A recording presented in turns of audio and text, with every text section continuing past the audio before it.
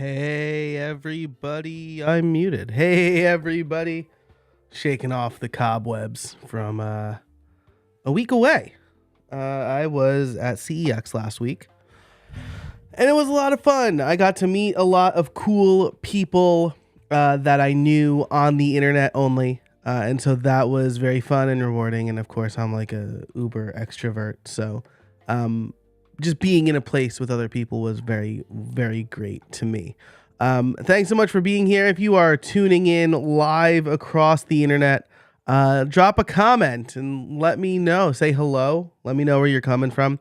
And of course, if you have any questions about podcasting or automation, drop them in the chat because that is what we are doing here today. We are doing a live Q&A of sorts. So I'm also experimenting with something here where I'm live streaming to Twitter. I am back on Twitter after some time away.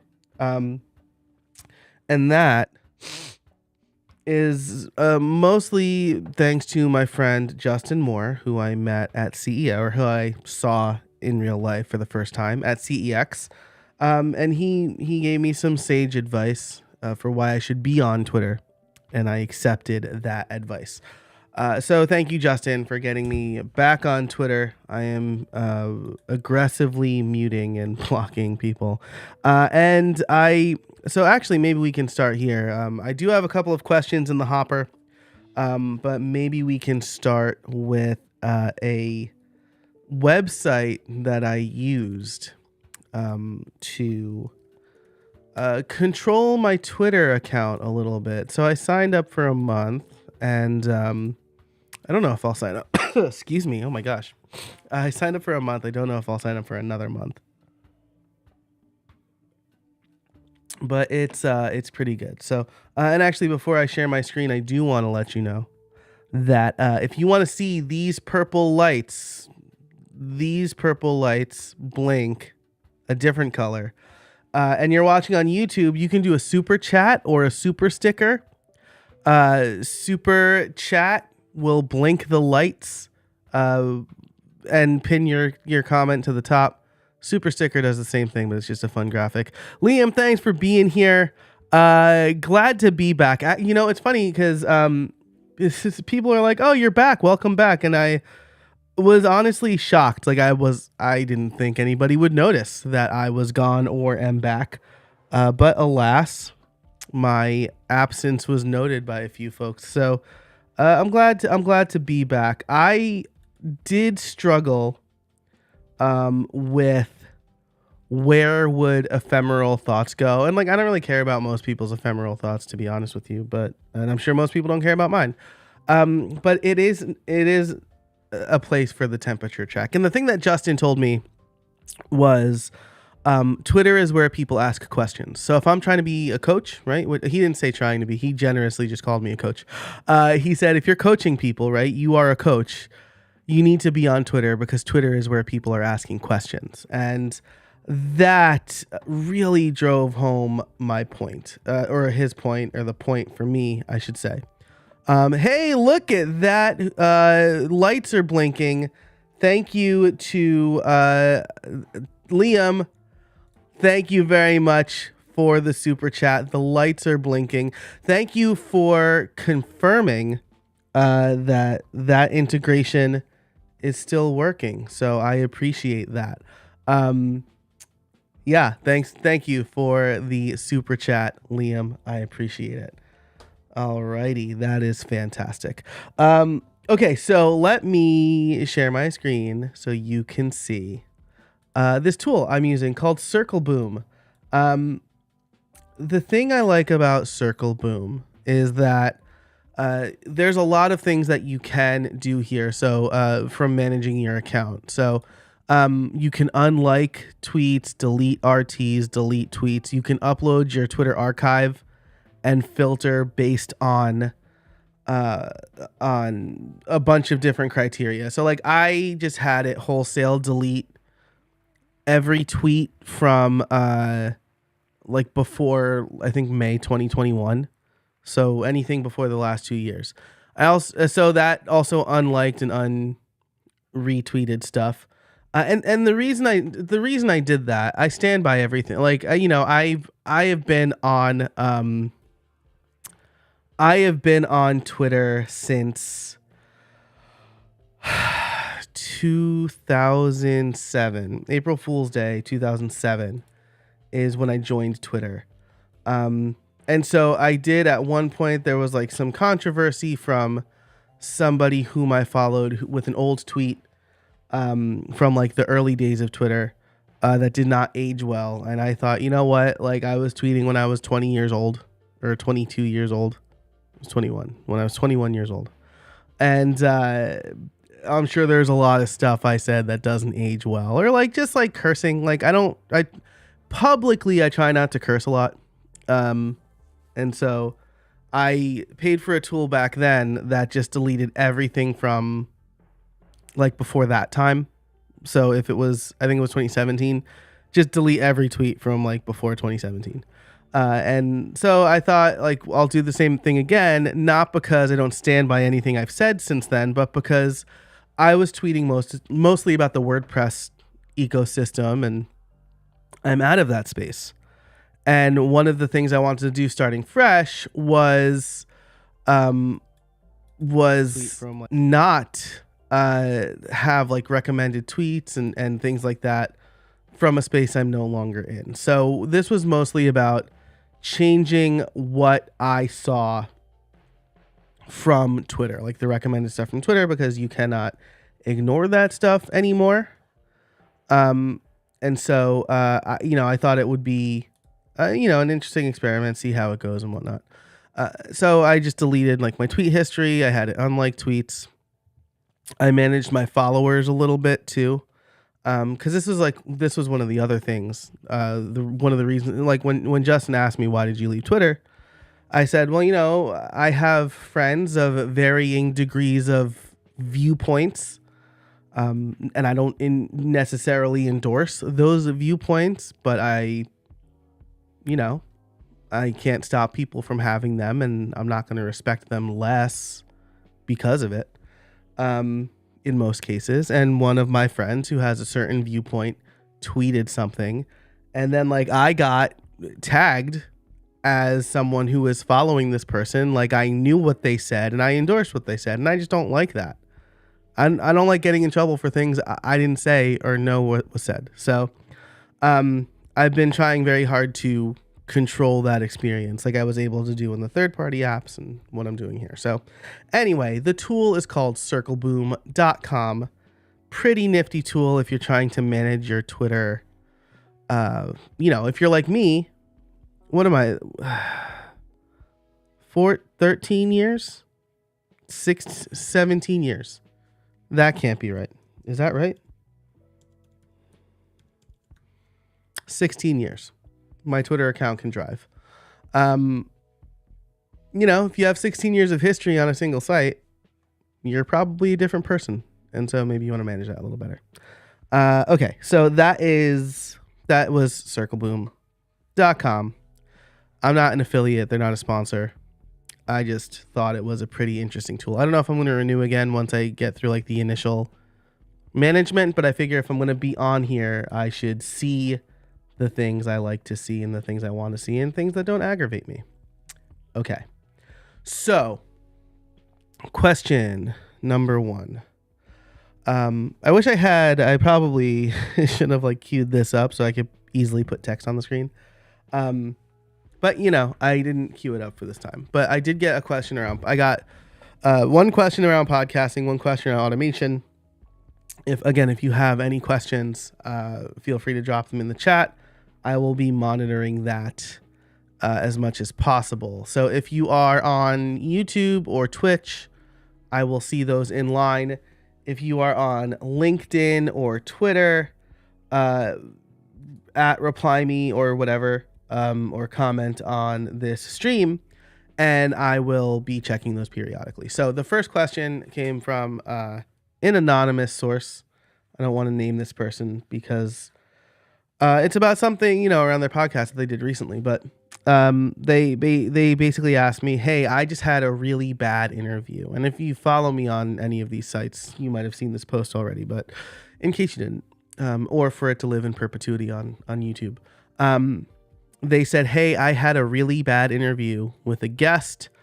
I'm worried that it's not only going to be bad content, but I'm worried it's going to hurt my reputation and it's going to make people stop listening. I guess it was just very negative, went against what this person was trying to do on their show. And so they asked me, what should I do?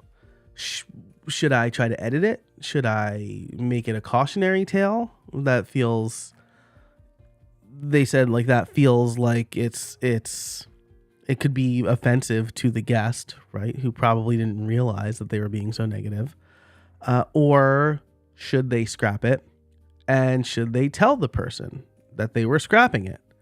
And so, first of all, your show, if you have a podcast or any content, first and foremost, it should be in the service of your audience. And if the interview or video or a blog post doesn't serve your audience, yeah, scrap it. Don't publish it, right? Especially if it's going to hurt your reputation. So if you are worried that this is going to hurt your reputation, absolutely don't publish it. Like, that's just like, I get it. I've published bad interviews before because the guest took their time and sat with me and maybe they didn't realize how bad they were. But in the service of your audience, if this is not helpful and it's straight up bad and you're worried that it's going to hurt your reputation, definitely don't publish it. Now, as for should you tell the person, my gut reaction to this question was no, you don't have to. You had the interview. They did a bad job. You don't need to tell them. Okay, that's true. You don't have to tell them. Unless they ask, right? In the past, I might have not told them, but if they asked, I'd be like, yeah, I didn't publish it. But you could be proactive, right? This is a better communication skill, or a better communication method. Be proactive, make it a teachable moment where you reach out and say, hey, thanks so much for taking the time to come on my podcast. I appreciate you carving some time out of your busy schedule to come talk to me. That said, I will not be publishing our interview. I wanted to let you know because I felt that since you took the time, I felt that I should reach out to you, however you want to word that. I am not publishing it for these reasons. 1, 2, 3. And then you say, in the future, if you do, say, I would have published, don't generalize it, right? If the interview had been more like this, or we talked more about this, I would have published it. Again, I think you're a great expert in the space. I really appreciate the time, but I did want to be upfront and let you know. If you have any questions, let me know, your name, right? That's the standard poop sandwich, right? That's the standard compliment, constructive feedback, compliment. Now this is great, right? What Liam is saying here in the chat. Liam is the nicer version of me, I think. The more forgiving version of me. If you like respect the guest, consider inviting them back on with some constructive feedback. That's absolutely right? We all have bad days, and that explains the negative interview. Absolutely. Especially if you like invited this person on to talk about something, right? Maybe they're having a bad day. If it seemed off or like it was just uncharacteristic, definitely. I've been in and I've redone interviews with people, right? Either we didn't get the audio or they wanted to try something, we could fix it in the edit. So absolutely, like, give them the constructive feedback, ask if they want to come back on, right? If you liked the person and there was value. I think the really big thing for me is did they bring value or did they just complain the whole time? Did they just promote the whole time? Like if they're overly promoting, I'm probably not going to invite them back on, right? My show is not your show, or my show is not your advertising platform. But yeah, if they seemed off and you want to give them another chance, absolutely. So yeah, I mean, it's really up to you how you want to handle it. But I think either way, like the constructive feedback is really important. Because most people are probably just off or having a bad day, right? Now, one of the other things I will say is that this has saved me a few times in the pre-interview where I didn't go through with the interview because of the pre-interview. One time I could just tell this guy like refused to wear headphones and was just very standoffish the whole time. And I was like, you know what? This isn't working for me. So we're not going to do this interview.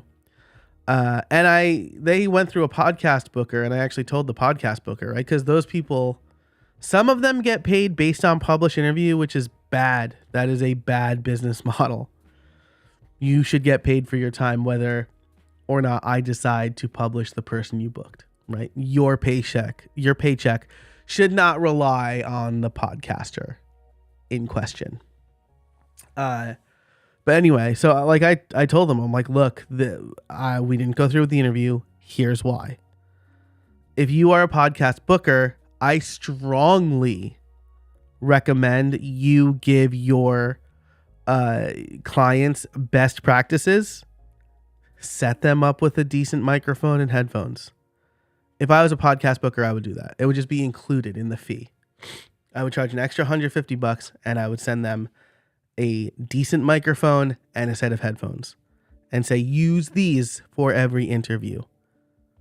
This will make your interview sound better. That's just me, a podcaster. Okay. So that was the first question I got this morning. Thank you to anonymous asker. I appreciate it. The second question came by way of a coaching session today, and it was pretty nebulous, right? It wasn't very specific. It was around what can I automate for my podcast? I am non-techie. So this was interesting to me because I was like, how are you tracking things now? And they were like, a notebook. I was like, okay, this is great. Because we're essentially starting from scratch here. And so I wanted to kind of walk through how I determine what to automate and where I think most people can start. So just checking the comments here, not seeing anything here. Great. It's my new newsletter. It's not ready yet. I'm not telling anybody about it. Okay.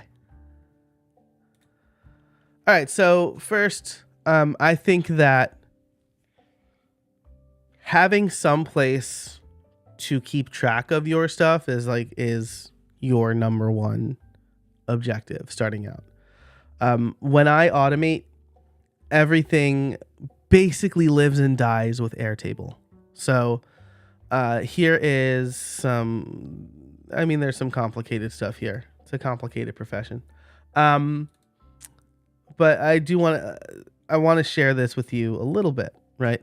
When someone books Calendly, let's ignore this one, and these two is what we'll do here. So when someone books Calendly, right, I want them to go into Airtable, but I also want to create a document for them, right? So someone books an Airtable, it's from my How I Built a Calendar. This exists because I have multiple different Calendlys and I want to check which one was filled out. It creates a Google document for them, and you can do this from a template in Make, which is pretty neat. Let's roll the dice here. There we go. Perfect. Okay. So here's the template.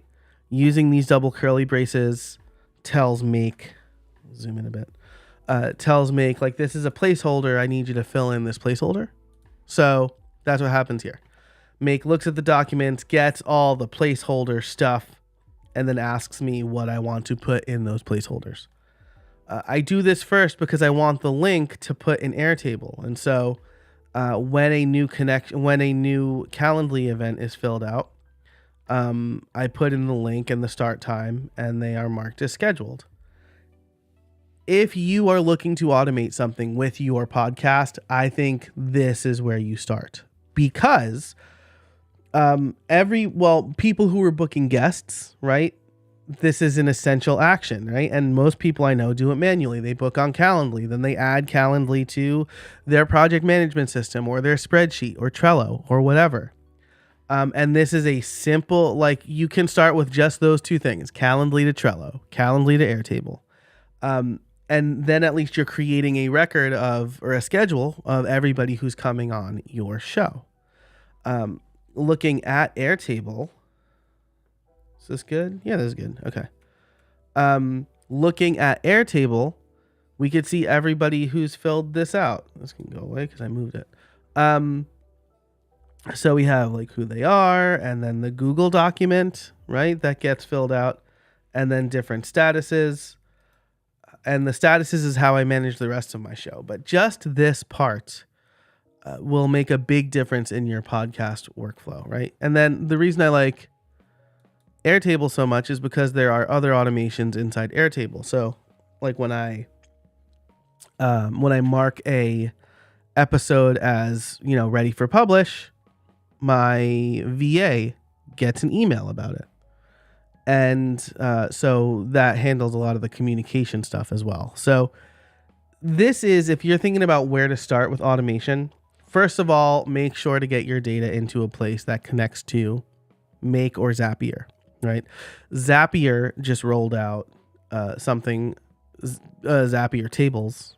So if we zapier.com/tables, I saw this hit my feed this morning. So pretty new. Sounds like they're probably trying to eat Airtable's lunch a little bit, but you can, so you can keep all of this information in Zapier if Zapier is where you prefer to hang out, right? So pretty cool. They're doing early access. If you already have a Zapier account, it's pretty easy to get access to that. So if you want to keep the data there, that's fine. I like having it all in Airtable. This is where I think you should start with automation. Now, my automation is admittedly more complicated than it needs to be, because I have a couple of things going on here, right? First of all, everything is in a Gravity form. So if we go to how I built it/apply, right, it's got this form here with information. I like having this because usually this will deter people from just wanting to tell a founder story, right? If I get those emails and I say like apply here, and then if they read the instructions, they won't apply with a founder story. If they don't read the instructions, that's an instant rejection. So I have this form. I ask some questions based on whether or not they were invited or not. I have a hidden field for if they were invited or not. If they were not invited, they get redirected to a thank you page. And then from this automation, you can see I create a record you can't see from here, but I create a record in a different area of Airtable. If they applied, then I create the one in this guest area. So guest applications. Sorry, I'm like showing people's email addresses. Good, great, right there. Guest applications come over here, and then if I accept them from the Kanban board, then they get added to this area. So a couple of things going on here, but again, that's a little too complicated for most people, right? Again, I recommend if you're using Calendly or SavvyCal, right? SavvyCal is another option for this, where you're sending information from the scheduler to your tracker, then great, right? And if you want my trackers, you can go to podcastliftoff.com/freebie, which I think I could put up here, right? Probably. I mean, I definitely can. Just depends on how much I want to show. So I will do this, podcastliftoff.com/freebie. You'll get added to my mailing list, full disclosure. I saw comments come in. Oh, hey, this person wants to offer promotion of my channel. Wow. Banhammered. Okay, so podcastliftup.com/freebie. You'll get my planners. You'll get them in Airtable, Google Sheets, and Notion. Shout out to Renee Morozowitz, who created the Notion version, which was fun. Thank you, Renee. So I think start there, right? Now you can see, I can get rid of that now. You can see here I have like a bunch of automations. So some of the other ones that are pertinent to podcasting have to do with basically like if a file hits Dropbox, or if if my VA uploads something to WordPress, I get notifications. Those are all other things that you can automate. I have an idea. If you go to soloautomator.com, you can see kind of how I've worked out my idea capture. And then I'm also sending episodes to casabona.org as kind of the canonical place for new and published, for newly published episodes. So I guess the short answer to the question, right, is what should I automate? What should you start first? Start with episode tracking and scheduling. I think those things take the most time, but getting them into a place where you can easily get a glance or delegate, right, that's going to be hugely helpful for you. I recommend Airtable. I love Airtable. But if you use Notion, or I know Liam uses ClickUp, right, you can keep it there too. It just needs to be a system that works for you. The next question that I've gotten around automation is like, how does Make work, right? I've been recommending Make a lot over Zapier, and that's mostly because Zapier is really good and works with a lot of things. Zapier is also like way more expensive than Make, right? And I know it's not supposed to be about a price thing or whatever, but I am saving 90%. I pay 90% less on Make than I paid on Zapier. Woot woot for ClickUp. It's really nice. And if I was good at project management, I would probably use ClickUp, but I don't use any project management tools because I'm just bad at them, and everything goes into, I guess I just live in Airtable. I've built my own project manager, which is not what I recommend for anybody, which is why you should download the freebie, because it's already made for you. You can just download it and customize it. Okay.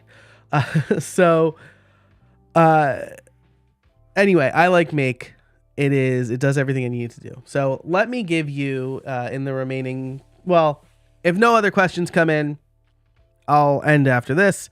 If more questions come in, I will answer them. I'll hang out until, well, I have a hard stop at the top of the hour because I'm meeting with a friend, but if questions keep coming in, I'll keep answering them until then. So,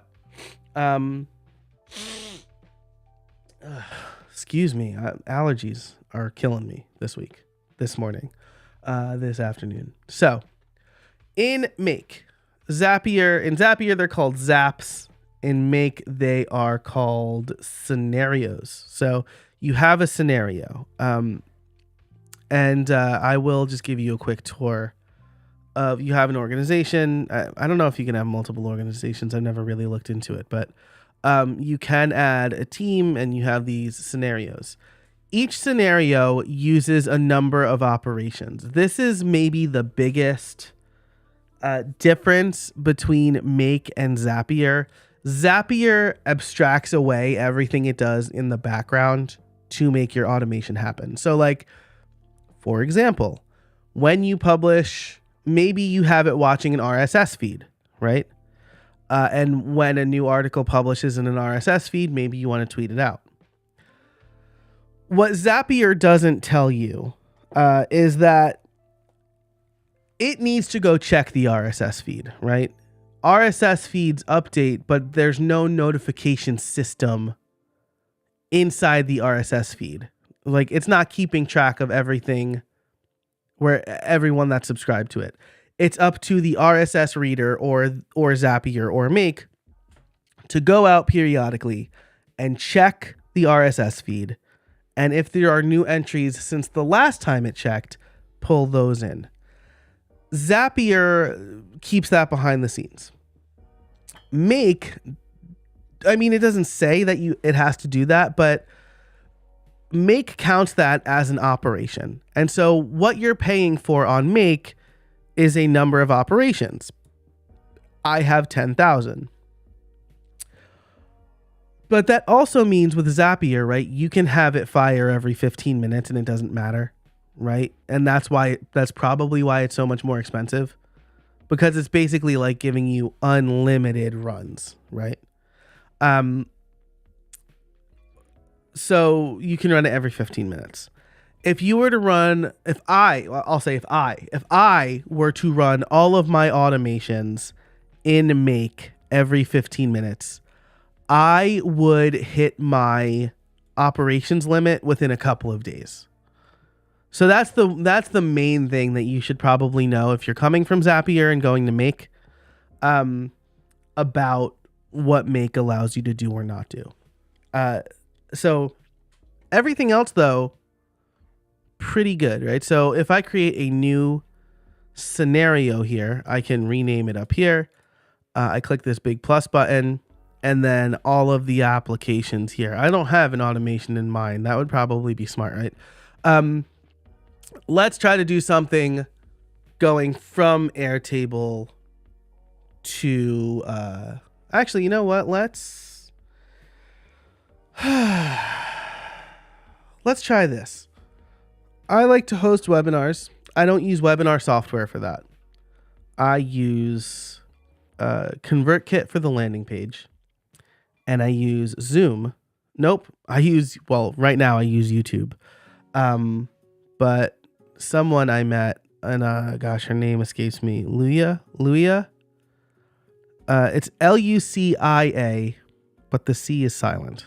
And as an Italian, I want to pronounce it like Lucia. It's not two C's, so it wouldn't be Lucia. But anyway, she's like a virtual events expert, and I was asking her, like, hey, I don't really want to pay for Zoom webinars.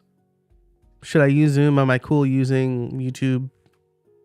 And she said, just use Zoom Meet. Like, just use regular old Zoom, not the webinar part. The two-way participation can really make or break a live event, right? And so for my next live stream, that is what I am going to experiment with. I'm going to try using Zoom. And so if I were to try to build this automation, again, I haven't prepared this. This could be terrible, but demonstrating how Make works. I would look for ConvertKit, right? And so watch form subscriptions is what I would want. Choose a hook. I need to add a new one. This is the kind of frustrating thing about Make too, is it's not just like a straight up connection to okay, hold up. Let's delete this. It's not a straight up connection to ConvertKit. It is it creates a webhook, right? Which is, again, probably one of the other reasons that Zapier is more expensive. Is, again, it abstracts away. It just creates a connection to ConvertKit, and then you can use it for a bunch of stuff. So, but again, really, that's the technical details, right? So let's say I'm hosting the automation webinar, so I wanted to watch that form for new subscriptions. Great. When someone signs up, I don't even know if Zoom. Great. Can I add a meeting registrant? Cool. So when someone signs up for a form in ConvertKit, I want to add them to a meeting. Now I don't have a meeting ready, so maybe this doesn't work. But that's my user ID. It's going to get the meeting IDs, right? But then I can add the meeting registrant here. That makes life a lot easier because I don't need to. Oh, wow. Geez. It actually, so I can find the meeting in that list, right? So I would want to test this, but adding them to the meeting would be great, right? So we'll see. I need to check my Zoom account actually to see like how. Not that I'm totally killing it, right, with my webinars. Like 20 people have showed up, but like 100 attendees per meeting should be good, right? So I'm gonna test that out, right? And then again, if I need to upgrade, I could do Zoom events, Zoom webinars. What? Ew. Oh wow, Zoom webinars is only available for 500 plus Zoom sessions. Anyway, I'm in the weeds now, but here's the fact of the matter, right? I'm able to connect ConvertKit, right? So here's the trigger, here's the action, right? Those are the two like main. Oh, I missed Liam's comment here. That's my cousin's name. She pronounces it Lucia. So I was talking to somebody and they corrected me. She's like a well-known person, so I wish I could remember who. I mean, I could probably look it up, but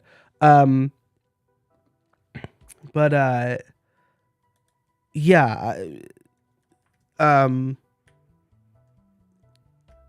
Guy, lost my train of thought. She convinced me to use Zoom. And she made a very compelling argument. So I'm excited to give that a go the next time around. I was thinking about buying like live webinars, right? That's like an AppSumo deal. I'm always suspect of AppSumo.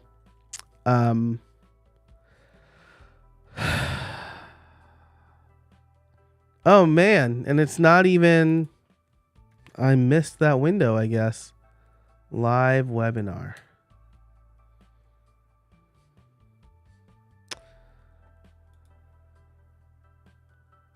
Yeah, I guess I missed that window. Oh well.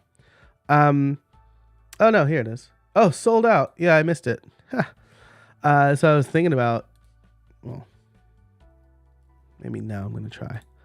I was thinking about doing this, but I thought like, why? I don't know. It's not, my webinars are not like a machine yet. Anyway, I'm going to talk through one more thing here, right? And that is routing, right? So down here on the bottom for Make, you have these tools. You have a repeater, an iterator, array aggregator, and a router. I haven't really worked through all of these, but the router is an interesting one, right? So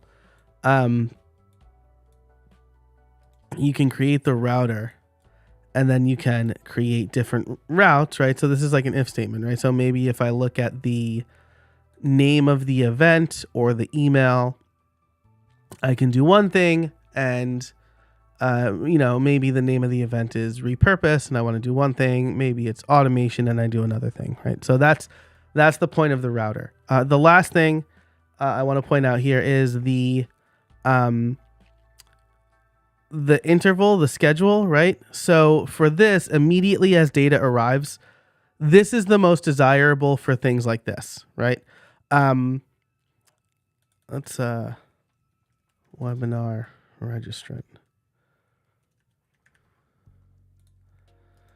Immediately as data arrives is the most desirable for that, and it's also the most desirable for the Calendly one, right? Because that's a watch event, right? These watch events can happen immediately. If I look at Oh, this is also a watch event. Okay. Let's pick something that's not a watch event. Okay, yeah. So here. All right. So this is a watch event, but immediately as it arrives is not available. And so I pick at regular intervals. I pick every 3 hours. Every 3 hours seems reasonable for this, right? RSS feed published to Mastodon. I'll probably have to add Twitter again now. Except actually, like, Twitter made some weird change with their API, right? And so it's like a big pain in the butt. So maybe not.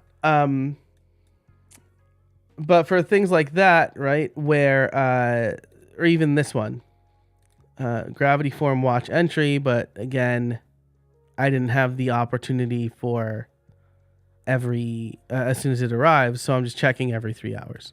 Sometimes I check every 3 hours.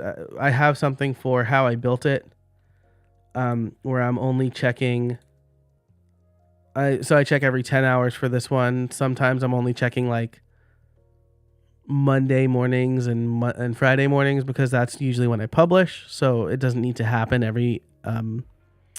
it doesn't need to happen more often than that. Maybe this one. Oh, I just clicked on that one, I think probably. So that's the other thing to think about when you're automating, right? Is if you're working through some of this stuff, you don't want to blow out your operations. So that's like the 4 components of automation, right, that we just walked through. It is trigger, which is the thing that kicks off the automation. Actions, which are the things you want to happen after the event is triggered. Routing, which is conditions, right? Only do these actions if this is true about the trigger. And then timing or intervals. How often do I want this automation to run? If you're like really keen on I need every automation to run as soon as humanly possible, like Zapier is probably for you. But if you're cool knowing like, okay, this automation is going to run every 3 hours, definitely look at Make. Okay, so I am going to check to see if any more questions have come in. And if not, we'll call it a day. And if so, I will answer them. So first I'll go to Twitter. Nothing doing on Twitter. Ooh, something on LinkedIn. Nope, no question on LinkedIn. Okay, so thanks so much for watching this. Either now or later. It'll be up for a little bit. I might make it part of my membership, but probably not this time around. If you want my podcast planner that I walked through, go over to podcastliftoff.com/freebie and sign up. There are big changes coming to my newsletter soon, which I sort of spoiled earlier, but I'm excited for those changes. But in the meantime, if you want that freebie, you can go get my podcast planners in Airtable, Notion, or Google Sheets. Thanks so much for watching. Liam, thank you for your super chat. I appreciate it, making my lights change colors and blink. Thank you to everybody who tuned in. And until next time, get out there and build something.